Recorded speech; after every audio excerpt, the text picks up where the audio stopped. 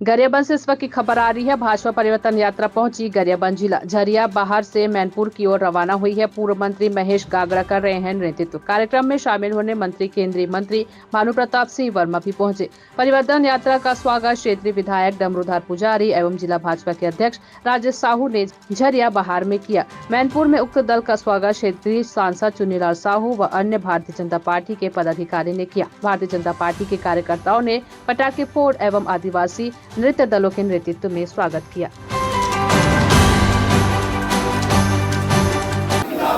महेश गागरा जी जिंदाबाद, शिवरतन भैया जिंदाबाद, चंद्रलाल साहू जिंदाबाद, सुनने भैया कांग्रेस के सरकार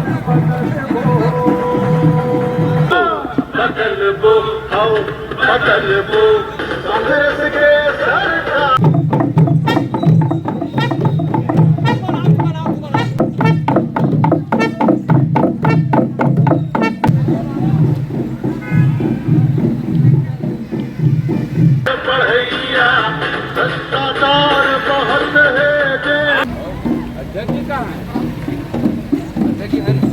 यात्रा आपके नगर मैनपुर में यात्रा का नेतृत्व हमारे यात्रा के सह प्रभारी छत्तीसगढ़ के लिए यह परिवर्तन यात्रा मां दंतेश्वरी की पावन भूमि दंतेवाड़ा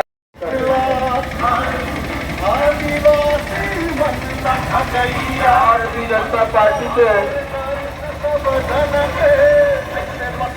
परिवर्तन यात्रा